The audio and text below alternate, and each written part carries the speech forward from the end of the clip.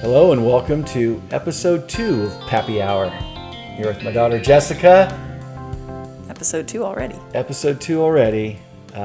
Today we're going to talk about The family. Some family lineage on the military side. The Earnshaw and the Kraft name going back 4 generations. So all the way back to your great-great-great-grandfather, Jessica. Wow.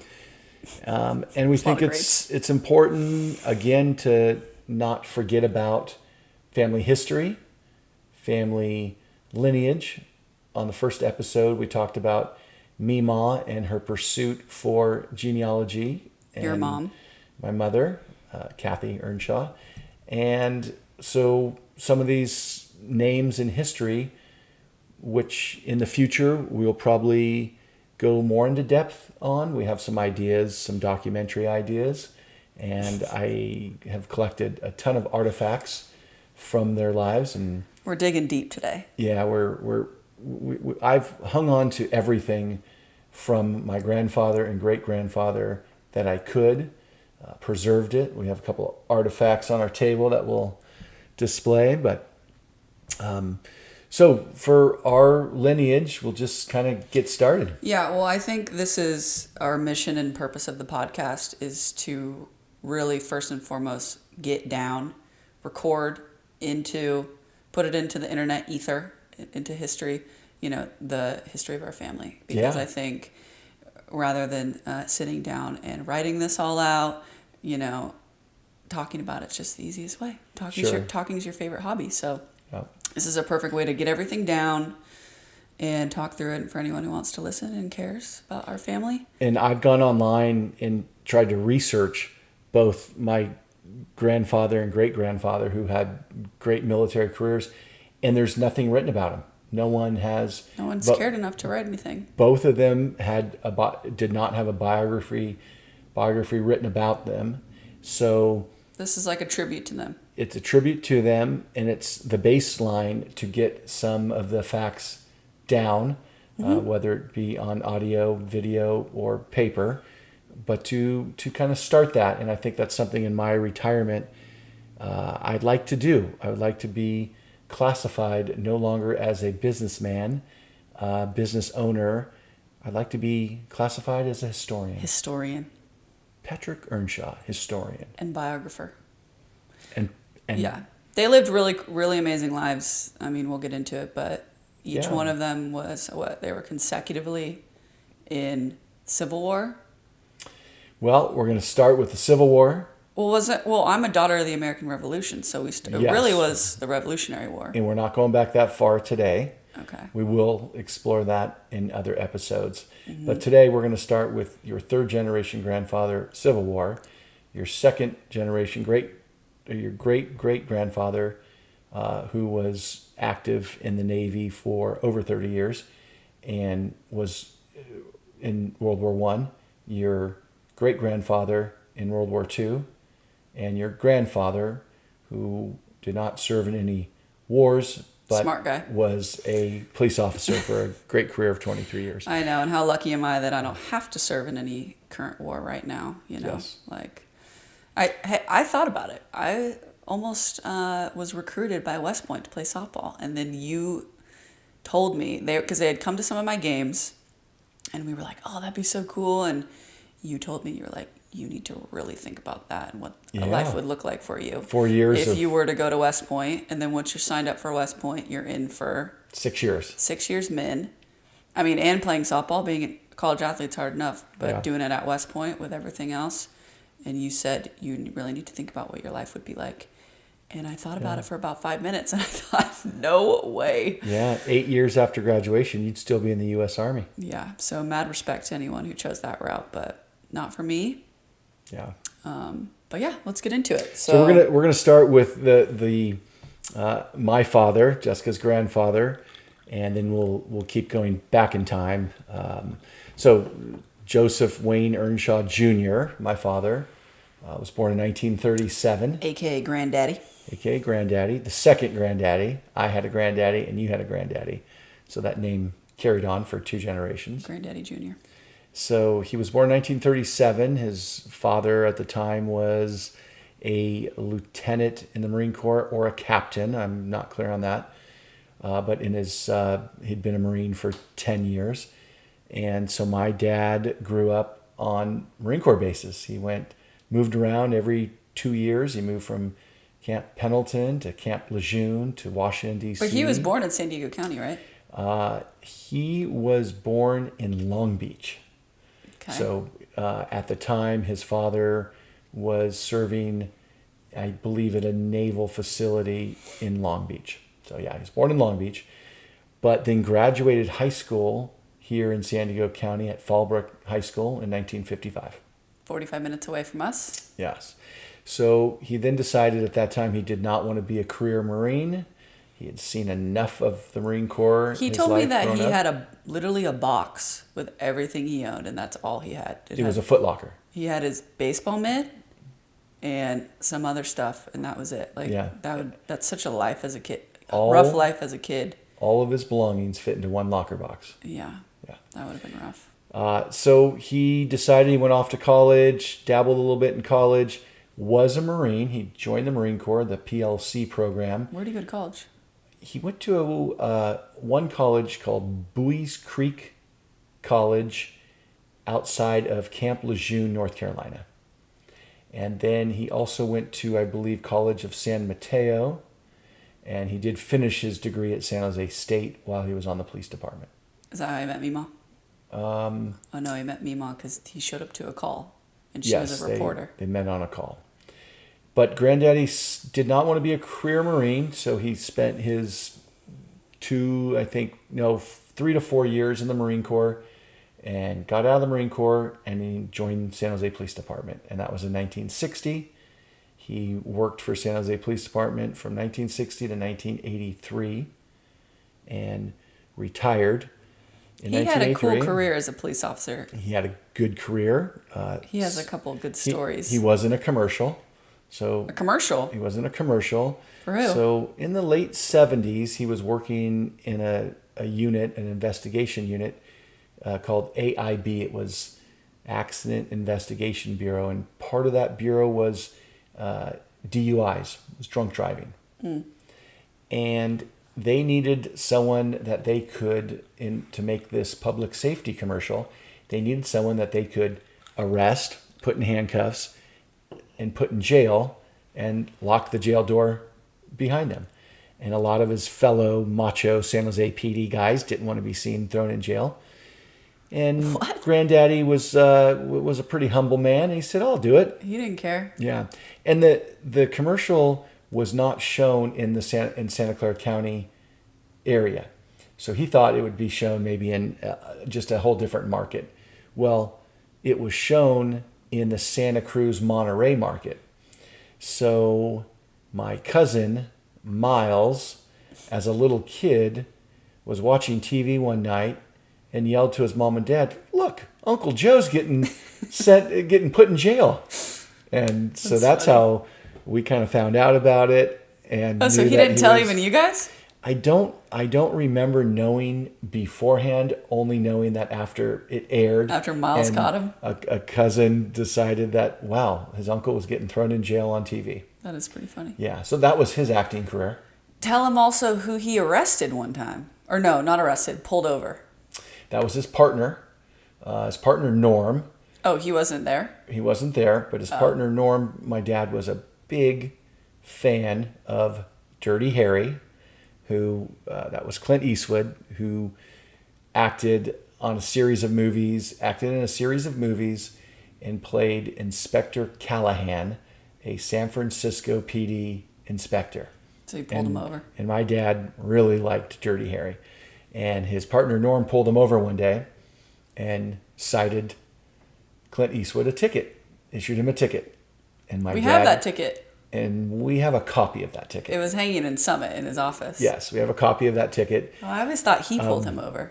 And he was very upset with his partner Norm that he gave Clint Eastwood a ticket. Really? Yes, he should have given him a warning, but his partner Norm was a stickler, and as my dad said, he'd write his mom a ticket. And I can't imagine Granddaddy being starstruck by a whole lot of people. No, it was a small number, and Clint Eastwood and what maybe Clint Eastwood was John one Wayne. of them, and John Wayne. He was a big fan of John Wayne. Yeah, that's funny. So Granddaddy retired in 1983, and he Started Summit? He already had started Summit. Remember 1971. So yeah. he just went from doing 2 jobs to just doing one, and he stayed at Summit until his health deteriorated in 2014. Mm-hmm. And then unfortunately, a little over 2 years after that, 2017, Granddaddy passed away. February. Yeah, February 18th. So he technically was only retired for 3 years of his life. Yeah, a little over 2 years. So he had a long work career and not much of a retired career. I think that definitely had something to do with why you kind of had a sense of urgency behind your retirement, because Granddaddy showed up to Summit every day basically until he couldn't anymore physically. Yeah. So you didn't want to... I'm searching for a little longer retirement? Yeah, you're looking for, well, not even a full retirement now, but just a break and then some other ventures, because you are capable of many other jobs and fun things like what we're doing right now. So now we're going to talk about General Joseph Wayne Earnshaw, my father's father, a.k.a. Granddaddy, the first Granddaddy. The OG Granddaddy. Yep. And I know off the cuff a lot of his history. I've studied him a lot. I am the caretaker of almost all of his military orders and paperwork. He didn't throw anything away. And when he fell into ailing health in the mid to late 1980s, my grandmother, his wife, Mimi, was going through a lot of boxes and foot lockers and ready to get rid of a lot of things. And I said, no way, I'll take it all. And I literally took box after box of everything that he ever jotted down, note he written. He kept a log of all of his expenditures when he was in the Marine Corps, whether it was a bottle of wine, a loaf of bread, a dozen eggs, what he spent on groceries, what he spent on gas. Was he a Virgo too? He was not a Virgo, but he acted like one. He kept immaculate records on everything. And that's probably due to his trade in the Marine Corps was an artilleryman. So he was an officer in the artillery, which anybody who knows about firing a piece of artillery, you got to be pretty exact. Yeah, not much room for error. Not much room for error. So he kept very good records, and he was a very, very interesting man. So he was born in 1906 in San Francisco? No, in a little town outside of Kansas City called Shawnee, Kansas. And it was, ironically, I believe one of the homes of Jesse James. He was active around Kansas City, and I believe at one time he resided in Shawnee or had done some crime there. But that was where Shawnee got its claim to fame. Yeah.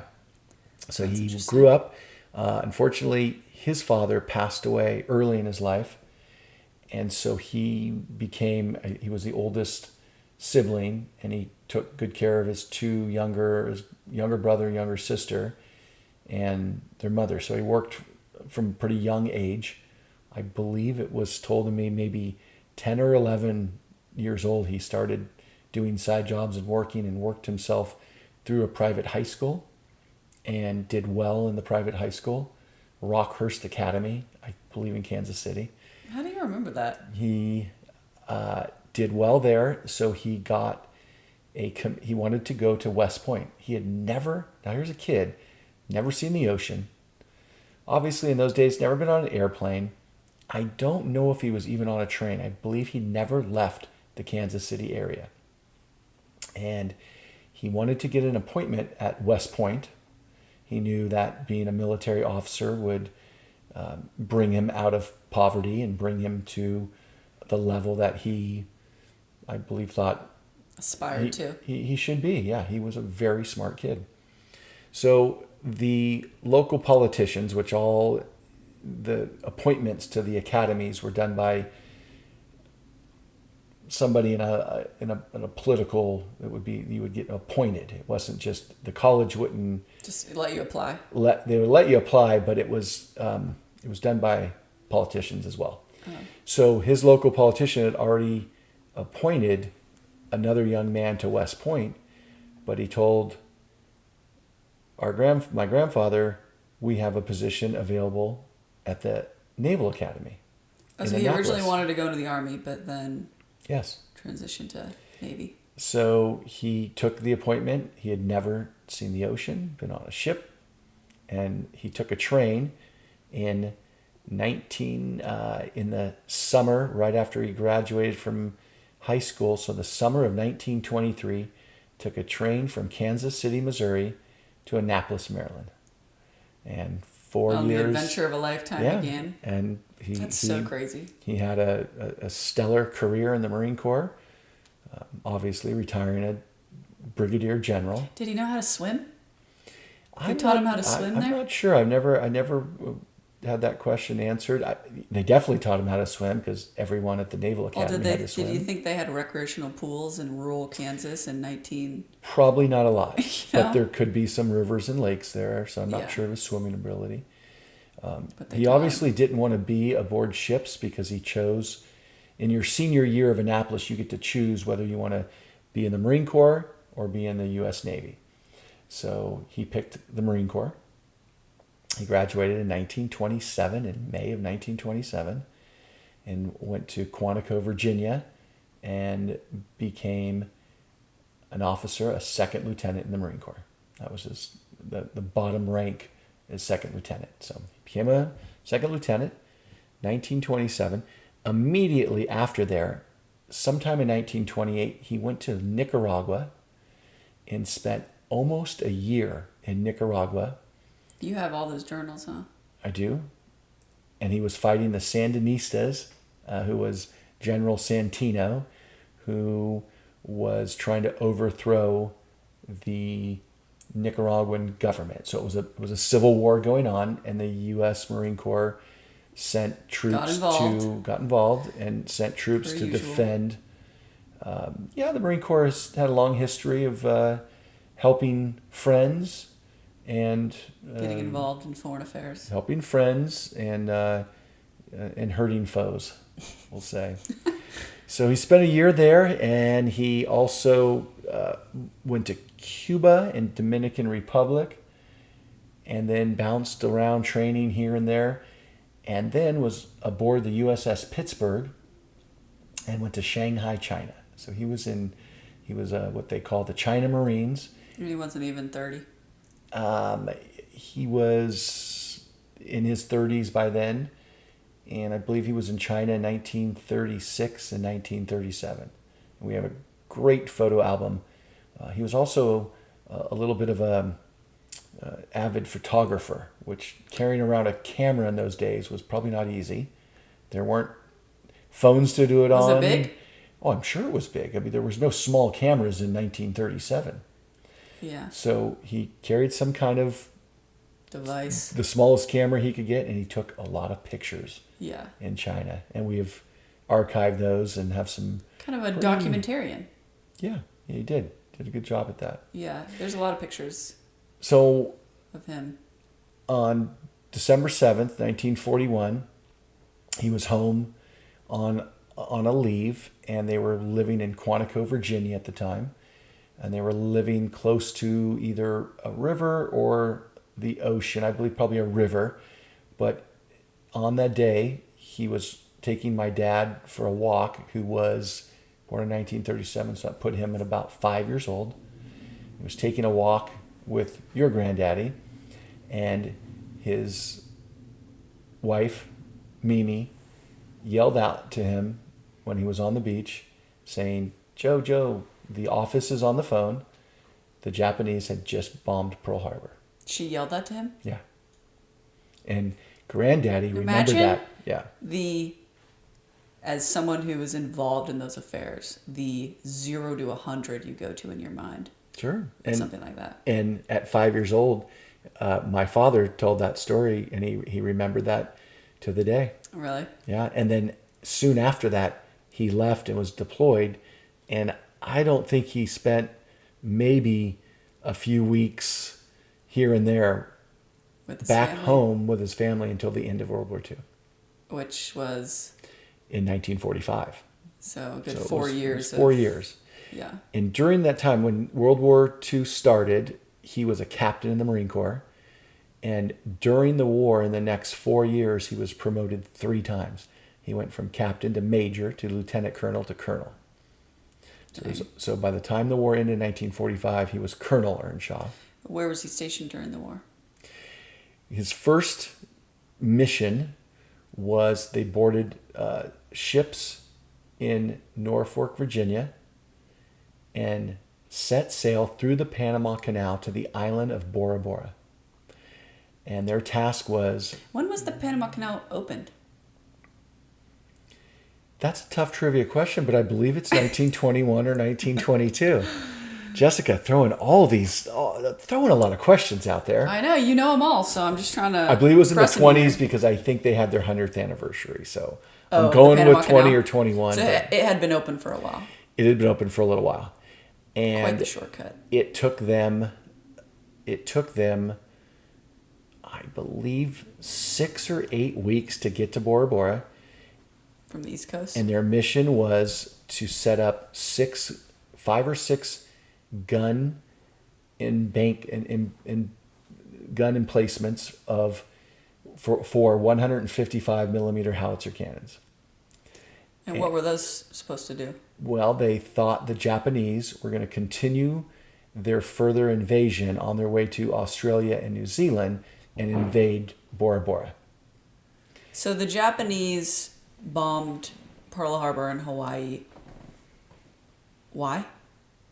Well, the Japanese were already at war in the But Asian why did they Rim. think that that was a good idea? What was their strategic Well, that plan? is They were a going to do whole- that, That was and taking then keep out, it going and come to California? Well, that was taking out the fleet. We had a large naval presence in Honolulu, so if they took out our fleet, we would be Yeah. dead in the water. Damaged. And it did have a big effect, but we Not as much as they thought. bounced back and the war took its course. But Bora Bora was an interesting place in World War II because here were these 6 huge guns sitting on the top of this pretty large island, and the Japanese never came. So it really was a battle of World War II that never happened. Yeah, was a but battle never they happened. were well prepared. They were very well prepared. So he And just hung out in Bora Bora? Obviously managing... I don't think there was a lot of hanging out. I think there was Not hang there was out. a lot of That's building. what I want to do in Bora Bora. How they got the guns up to these. I mean, these embankments aren't up. They're not up a couple hundred feet. They're up like 800 or 900 or 1,000 feet. So they literally cut the jungle away, paved it over with cement, and then drug the guns with ropes, tied on ropes, and pulled these guns all Not the by way to the hand, top. but machines. I want to say a lot of it was by hand. I have some photographs that the ropes were being Dang. pulled by Marines. Manpower. Yeah. So that was something that I would love to document further about the battle that never happened in Bora Bora. And Yeah. it's one of our ideas possibly down the road. It's a bucket list thing for sure for us to just go to Bora Bora. We need to go there at least. Yeah, you would be out, tracking down all the places that he was. There's only lost one- artifacts. There's only one gun left in Bora Bora. There's only one gun. What'd they do with the rest of them? It's the ocean. You So imagine did they that. send a bunch of other people out, same rank to him as all the islands, and just strap them all in case that the Japanese were to come? Or was Bora Bora some special place that the Japanese wanted for strategic purposes? Or I don't know how many other islands that they did build. I'm sure it was a number of them. But we thought that they were going to go to Australia and New Zealand and try Yes. to take over there. Yes. So because of our presence and the battles that happened in 1942, they just never kept going south, and Bora Bora never happened. Yeah. So Granddaddy made, during the Korean War, he got promoted from colonel to general, brigadier general, and served during the Korean War, and then retired in 1957. How many years? 30-year career? 30 years. And your career was? 31 years. Nice. Yeah, 30 years is a good round number. A little extra credit. And that's probably the most common number for a military career, 30 years. And police officers. 30 years is your full retirement. Yeah. Yeah. So he retired in 1957, moved to Monterey. He had never, since he left Kansas in 1923, he had never lived anywhere longer than, I believe, 2 years. Yeah, he was on the move. On the move. I mean, he lived 4 years at the academy, but other than that, he moved around his entire career. That's probably the reason why Granddaddy, your dad, never wanted to go anywhere. Meemaw was a jet setter, and she was, he liked to stay home. Going all around the world, and he said, have fun, I'll be here. Yeah, he wanted to stay home. The only place he would ever go on vacation was San Diego. Or Hawaii. Yeah, he'd always go to Hawaii. He would just post up. But he loved San Diego. He wasn't a big, he didn't want to do the zip lining or the horseback riding. He just posted up. He didn't want to go see Roman ruins. So after Granddaddy retired in 1957, he was only 51 years old, so he was still a young man. And he went Just to like work you. for a school in Monterey, a very famous private school called Santa Catalina. That's the all-girls school. All-girls school. Yeah, they were like kind of a, there's only a few all-girls Catholic Yeah, they were one of your private rivals. schools. And he taught chemistry and perhaps physics, I believe chemistry and physics, at Santa Catalina from Santa Catalina? Santa Catalina, like the island, Yeah. ironically. And he taught there, I think he had about an 8 to 10 year career there. And had a really good time teaching young, smart female minds the principles of chemistry and physics. And did he ever study chemistry, or he just knew that Yeah. from his time in the military? No, he studied a lot of physics. Again, getting back to firing artillery is a big, long physics equation. Yeah. And I think the chemistry just came with the sciences. He was just a bright guy. Yeah. He told some great other stories. One story I would love to, and this is the kind of stories that I remember him telling me as a child and being so awestruck that I really remembered it exactly how it was told, how true it was, and if it was correct, I don't know, and no one will ever know. But you're going to give us. But I'm going to tell the right story, and it's one of those stories that you're like, wow, if that was really true. But they were tromping around the jungles of Nicaragua. It was 1928, and they were in about a company size, maybe 2 companies, so 100 Marines, 120 Marines, somewhere around there. And their cook, who traveled with them, who prepared their meals, asked them what they wanted, and one of the Marines said, "God, I really miss pancakes." So the cook had the appropriate flour and whatever else they needed to use there, but he could make them pancakes. But he had one problem. He didn't have a griddle to put over the fire. So he sent a small squad of Marines out to see if they could find anything in some ruins. I guess they were around some ruins. A really important mission to find the pancake griddle. To find the griddle, and without maybe finding any Sandinistas to shoot at them. So they set off, and sure enough, the squad came back with a very large piece that resembled, that could have been used as a griddle. And it was buried, it was dirty, Rusty. Marked all up, and it was, just black with mud and soot. So the cook got it on the fire and started to clean it up and to scrub it. And as he scrubbed, it came back thinking it was solid brass. But the more they scrubbed, in scrubbing it, they started to mar it up, and they realized it was solid gold. So here they had this very, very large piece of solid gold. Now, they were far away. There's nowhere that there's no truck they could put it on. There was no helicopter that they could come, bring it out. So they decided to break it up into pieces, and a number of them got these pieces of gold, of how big they were, maybe a couple pounds. How did they know it was gold? Because gold's a real soft metal, so if you can took scratch your it. knife onto gold, yeah, you could scratch it, and Yeah. I'm sure a cook in the Marine Corps. But you can that also cooked polish on it, right? Yeah, it would polish. It would become Yeah. very bright gold. So I don't recall if he told me that he had taken a piece. I don't think he did, but a number of guys did. And in the next couple of weeks in the field, they all threw it away. They all took it, and it was too heavy in their pack. And gold wasn't even worth carrying around in a jungle in 1928 for a Marine. So How big was this piece? Well, Like think the about size it. of like a surfboard or something? No. Think about a griddle. It was like the size of a griddle. Yeah, like a black stone.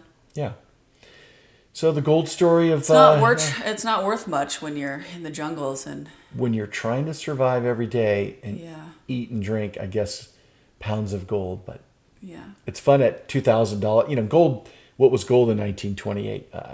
$10 an ounce. How much is it now? So it's $2,000 An ounce? an ounce now. So Sheesh. that's the gold story of Nicaragua. And you were enthralled by that story as a little kid. I was. The other story is the picture that hangs in your office, the picture of Bora Bora. The map of Bora Bora. Yeah, it's a map of Bora Bora. So when Granddaddy was sent off on his mission from Virginia to go basically and not know who was on Bora Bora and go build these, put these guns on top of the hills of Bora Bora, he didn't have a map of Bora Bora, and the Marine Corps didn't issue him a map of Bora Bora.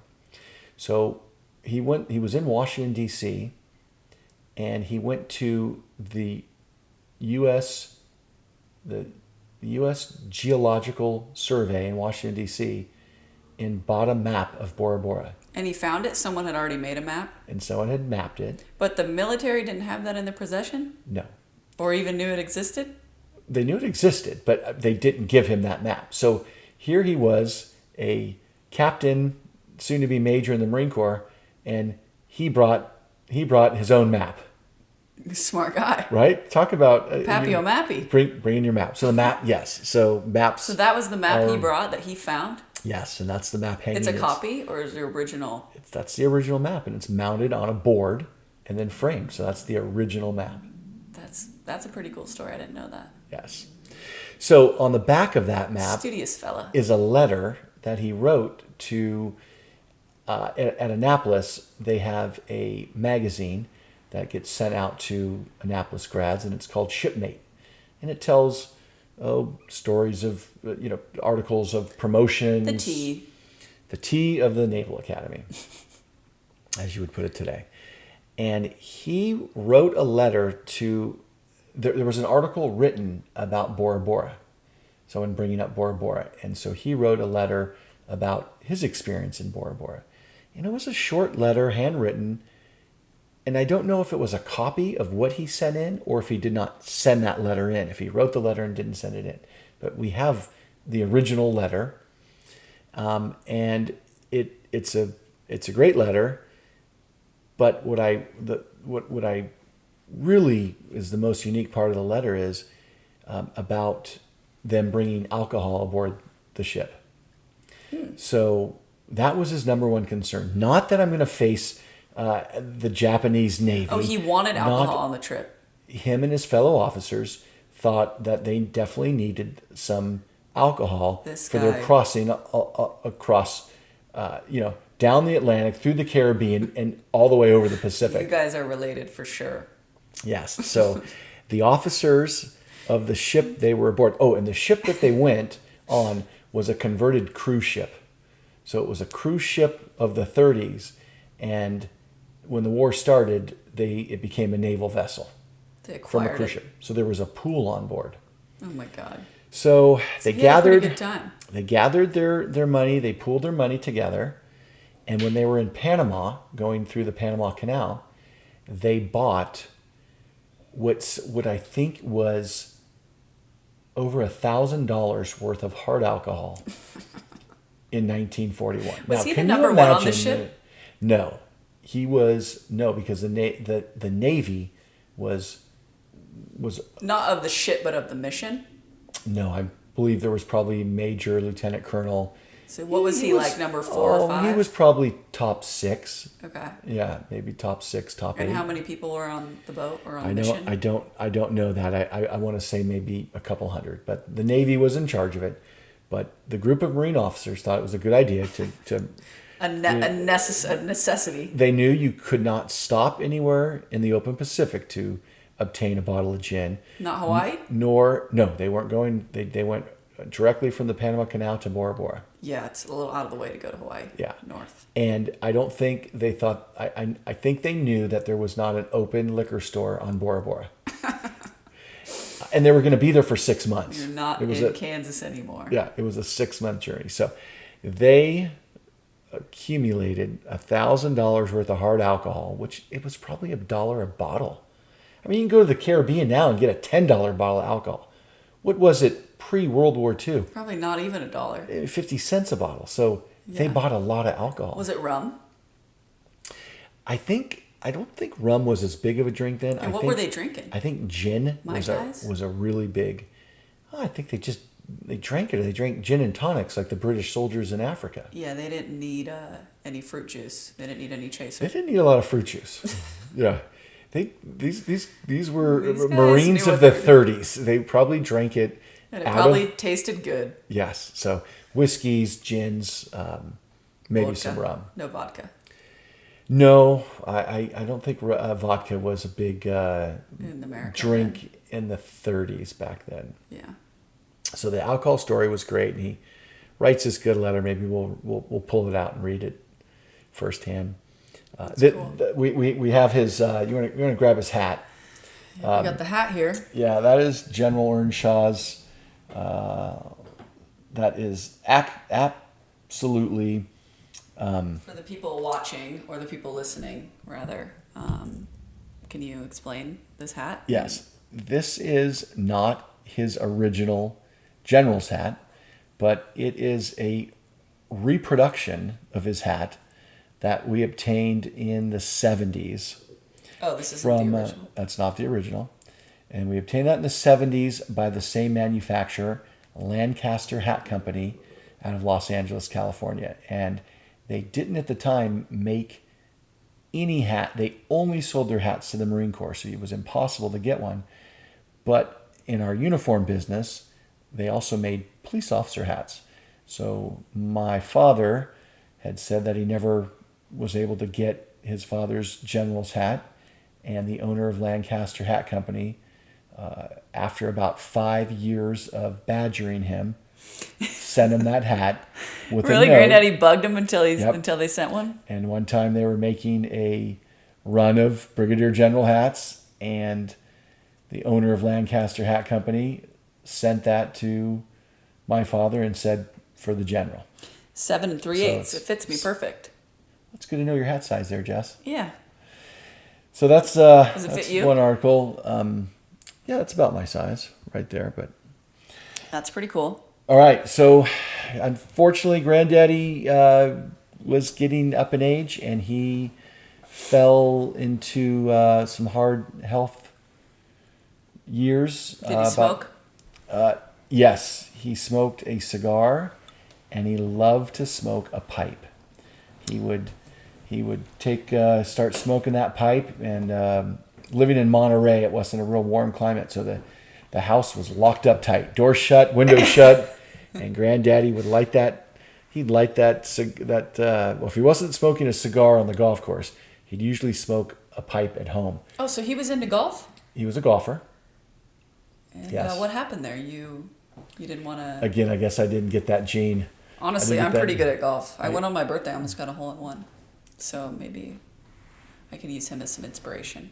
Yeah, he was an avid golf player, played a couple times a week, was a member of Monterey Bay Country Club, so it was like a country club for all the old retired But he had a lot of admirals and generals and a lot of other people in his profession retired there, huh? yeah, there in Monterey, their next door neighbor was another general, and the neighbor across the street was an admiral. So Oh, cool. there was a lot of military retirees that liked the Pebble Beach area of Monterey. Yeah, I remember you telling me how when you were a kid you Did would not go like there. going there. Well, you would go there, and then how you would entertain yourself is she'd have her cigarette sitting there or whatever they were smoking, and the smoke would go up, and you would just kind of run your finger through it and Yeah. play with the smoke. What a nice environment Yeah, for a young that was child. a nice environment for a. Thank for God you don't smoke, because your lungs have already taken a beating from. I mean, your dad smoked cigarettes every day from the time he was 12, and he passed away of complications of emphysema. Yeah. And then your granddaddy. Yeah, and he lived to be 83.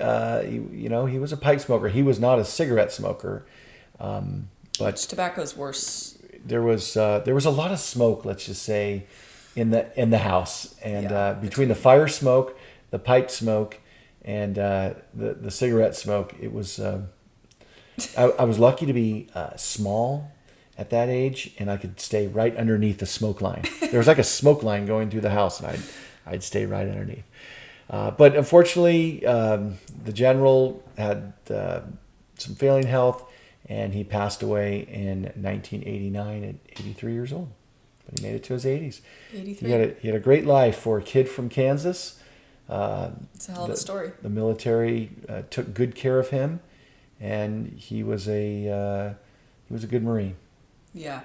What Now- do you remember about him personally, on a personal level? Military career side? What was his demeanor like? Was he funny? He was very. He was not a comic, Serious guy. very comical man. He was very serious, and he talked very methodically. I don't think I maybe a couple times heard him even raise his voice, and I think at that time it was to my grandmother Mimi that she was either burning something or something was awry in the kitchen. But he was very even-keeled and mild-mannered, and he was he was a neat man. I'd wish I could meet him at this age now. At his age now. And I wish I would have also. I was, by the time he was starting to ail, I was already, in high school. So he died when you were how old? He died when I was 20 years old. Yeah. 19 or 20. So I'd wish I documented a little more of his life, or someone else had. That's what we're doing right now. Yeah, maybe it wasn't up to me, but unfortunately, he did not write a book. No one wrote a book about him, and he had a great career. One thing that my mom always talked about is that he had this 4-year career nonstop in the Marine Corps as an officer, and he never saw combat. He was always either one step ahead of it or one step behind it.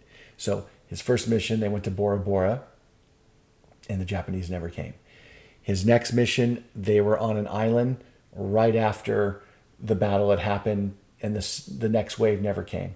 Or they were on another island, and they just got reassigned, and the Japanese attacked. So he was able to dodge any combat face to face for 4 years in the Marine Corps. Now that's extremely rare because the Marine Corps was spread all over the Pacific. He's got good luck. And he had some very good luck there. Yeah, he had a full life. Full life.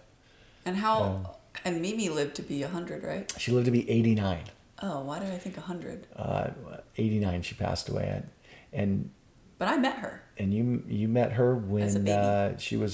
You were her first grandchild born. Great-grandchild. Great-grandchild, sorry. I was a grandchild of her. So I made her a great-grandma. Yes. And she got to meet me. First one for making her great-grandma, yeah. Nice. That's pretty cool. Okay, going to the next generation. It was not the father of General Earnshaw. It was his wife, Mimi. It was her father. So although it wasn't it is a grandfather, great grandfather in line. It wasn't General Earnshaw's father. He had passed away early and was not in the military. So Mimi, his wife, grew up as a military brat, and her father was Ralph Payne Craft. How did she and Granddaddy meet? I'm sure at a military function. Granddaddy was stationed in Washington, D.C., and Mimi's father, the captain, was also in Washington, D.C. So they met sometime, and I didn't get the date of when they got married. They got married, I believe, in 1932. I'm so interested in like when people meet and how they met. Yeah, you always want the tea, and I want the dates. I'm about the facts and the dates, and you want the tea. I want to know the emotion. Yes. So Mimi grew up in a Navy household. Her father, Ralph Payne Craft, went to Annapolis as well. So that's your second of your lineage that had attended Annapolis. He graduated, so he started Annapolis 1898. He was born in 1880 and went to Annapolis in 1898. He was born in Ohio. In? I don't have the city. Pending. I feel like you told me. I believe, yes.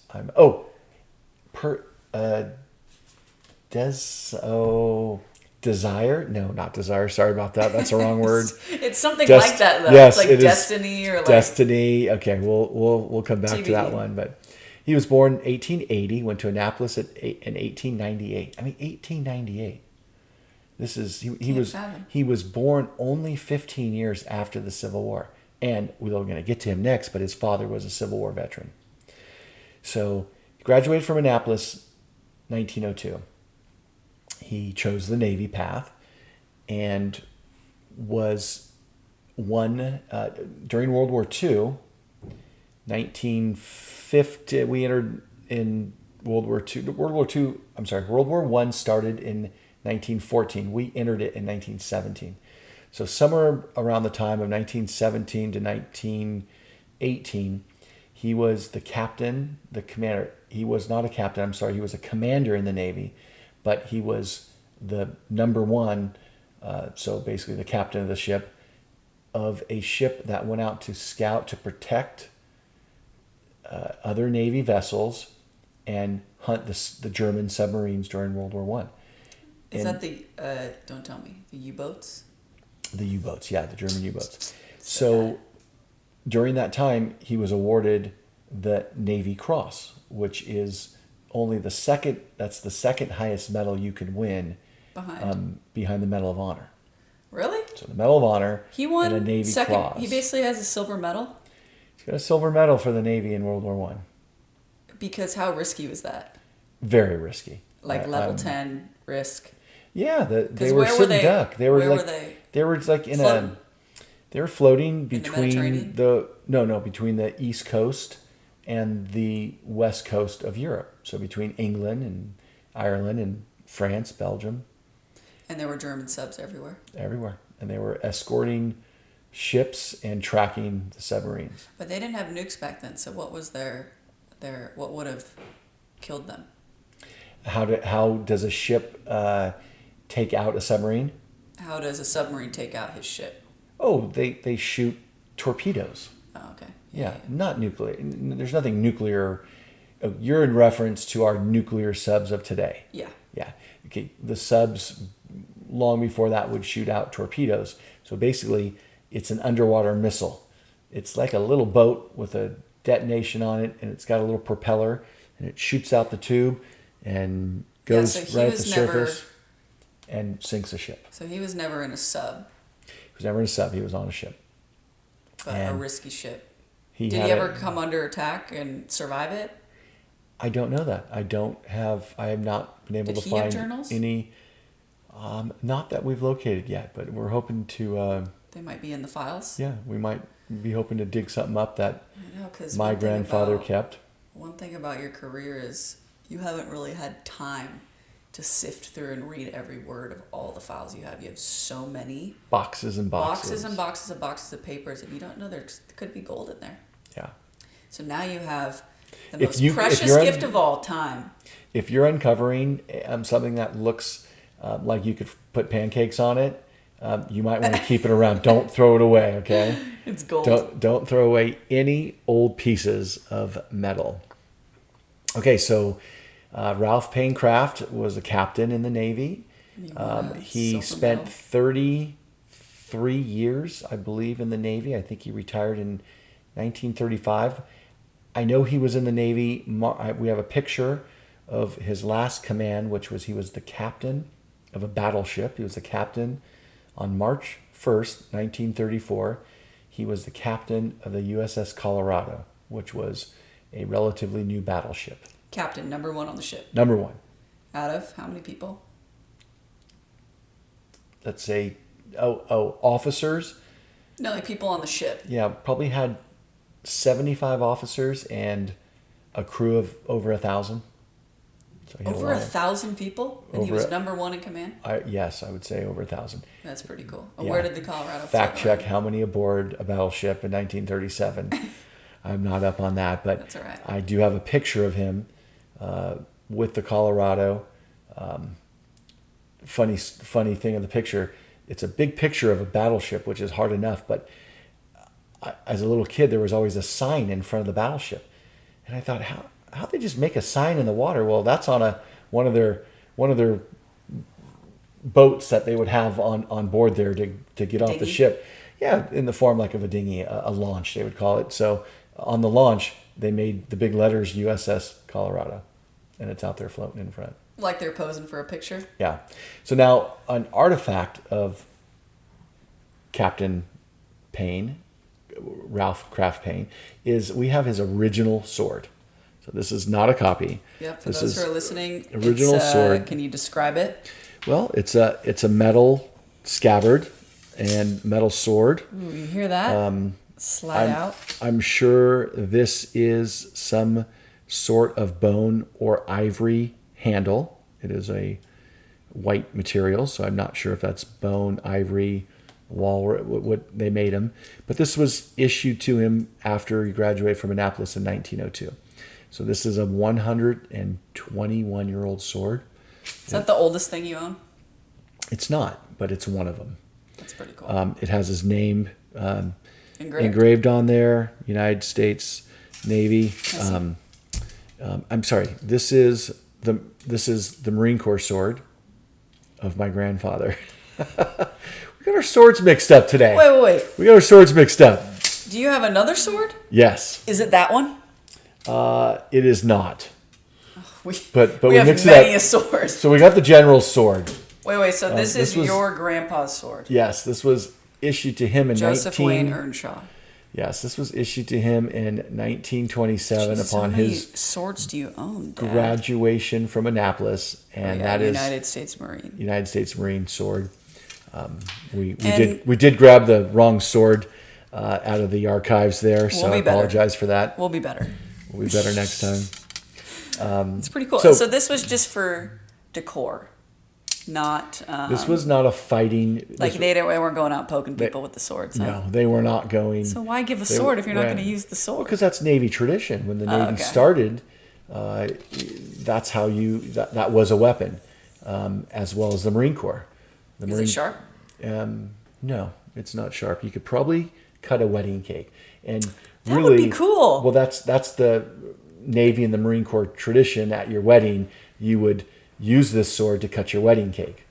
You should have done that. Well, I didn't have a sword issued to me, Jessica. Well, now you have many in your possession. That's pretty cool. Yeah, so we've gathered and Jeez, before I drop taken it. good care of Yeah. a lot of the artifacts that we have.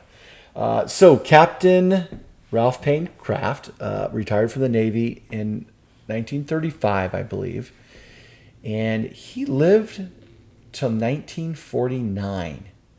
He died at 69 years old. Ooh, young. Was he a Yeah, smoker he was too? a little young. No, but I believe he had a stroke. Well, life expectancy back then was. It wasn't as much. Now, ironically, his father lived to be 88 years old, and his grandfather, which I just learned today doing a little bit of research, lived to be 85. So he came from this lineage of men born in the Good genes for us, 1800s. Dad. Yes, born in the That's good 1800s, news. living to be 85 and 88. That's like living to be 110 now.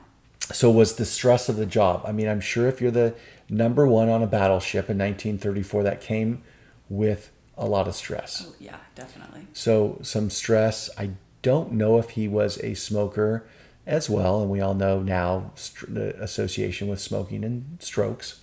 Yeah. So I don't know if he was a smoker, or if it was just from stress, Also, or just all the something else. fumes and odors and things that were byproducts from back then. They didn't know any of that was harmful. Yeah, ships were not they were clean on the inspection look. They were clean, but I kind of think there was a lot of chemicals on them that Particles are the invisible killer. that were bringing men to an early death. One thing I wanted to touch on, just for anybody out there who's an Annapolis fan or has someone in the family that went to the academy, when Captain Kraft graduated in 1902 from the Naval Academy, he was a class of 47 that graduated. That's how small the Naval Academy was in 1902. How big are classes today? I believe classes are around about 1,000 today. Oh, wow. I believe it's about 1,000. Now, just 25 years later, when General Earnshaw graduated from the Naval Academy in 1927, his class was over 500, about 550. So that's not a big span of 25 years. So it tells you, after World War I, we took another look at the academies, and they were... Let more people in. Yes. We need more people. They expanded, they grew. So from 47 to 550, 25 years later, and now here 100 years later, they're only at 1,000. Yeah. So they said, don't let the politicians decide anymore. We'll let you in. They grew. Yeah. Yeah. So that was my note. We got the Navy Cross, and Captain Kraft is also, he's buried in Arlington National Cemetery alongside his wife. Didn't I see his grave when I went there on my 8th grade trip? You might have witnessed his grave. Sorry. Did we?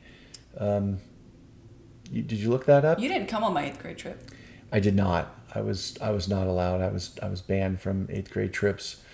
You weren't not allowed. For the fear of that. I would have put not come home. Your teachers. I would have talked circles around them, so they wouldn't have been in charge anymore. So yeah, he's buried at Arlington, which is my 8th grade trip was a hoot. Okay. There wasn't a lot of history done on my 8th grade trip. Yeah, I'm afraid of that one. But I feel like you told me about that, so we were out looking for it. I don't know if we found it. Okay, you were out looking. Yeah, I remember that. Okay, next generation. So Ralph Payne Kraft's father. Now this is where the history. I'm not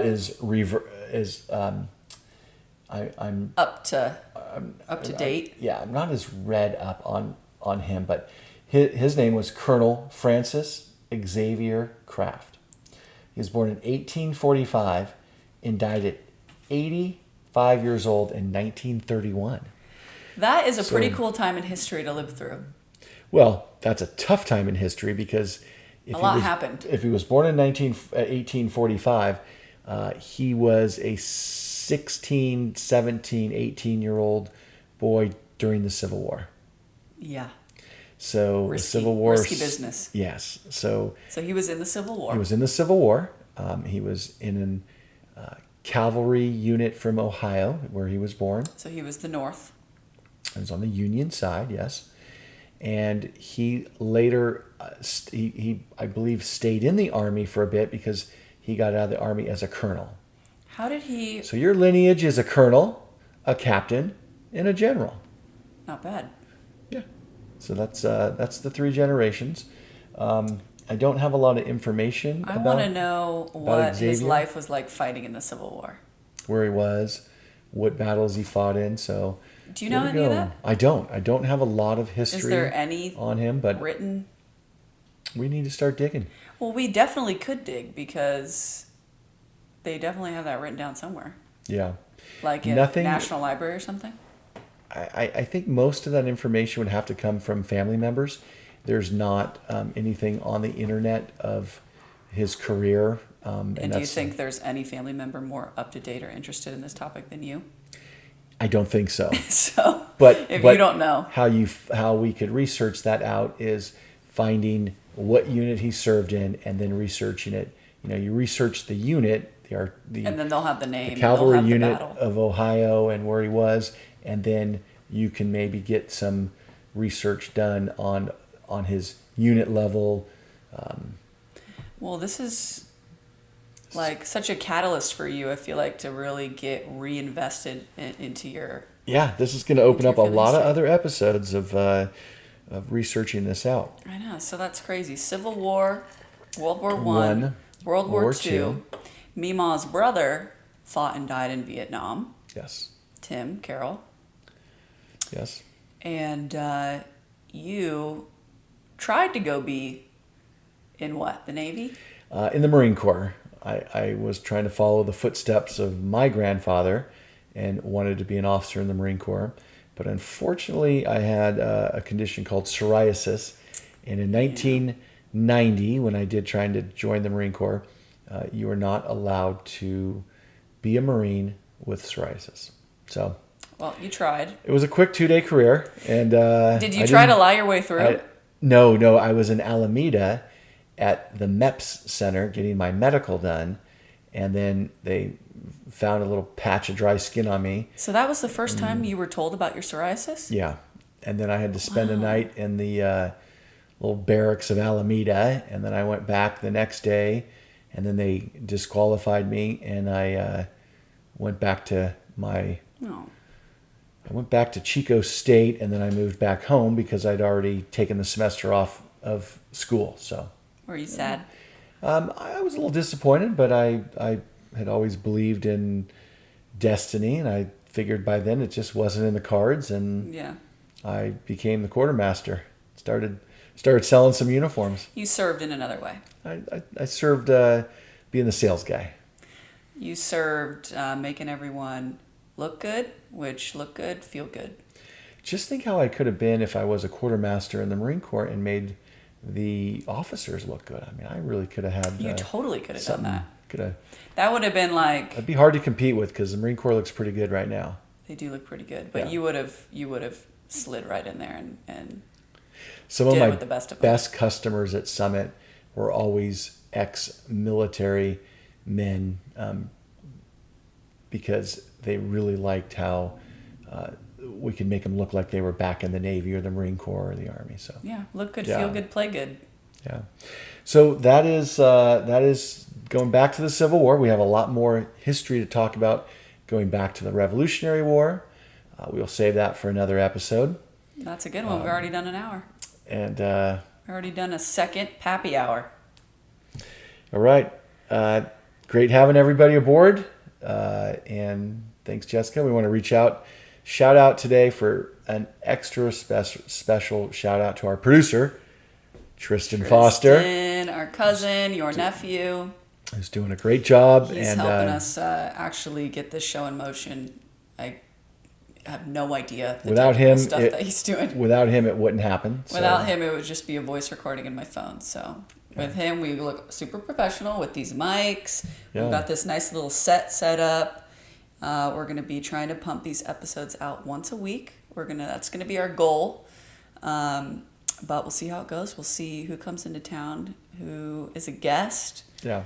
We'll see what else we can talk about. But we're going to end up this show with one other acknowledgement, since we talked about the military the whole time, about a charity I have a lot of passion for, that's doing a great job for veterans right now. It's Tunnels to Towers, and they build custom homes for paralyzed veterans, disabled veterans of all sorts, and also first responders, police, fire, EMS, and they basically give them a mortgage-free home to live a dignified life in. And they also customize them so it has for disabled people, it has It's an Yeah. absolute great Really good charity. charity. So we want to just give a quick mention to that. Shout out Tunnels to Towers. Tunnels to Towers. Yeah. Yeah, and you can look it up online. They got lots of information. I'm sure everyone's out there seen them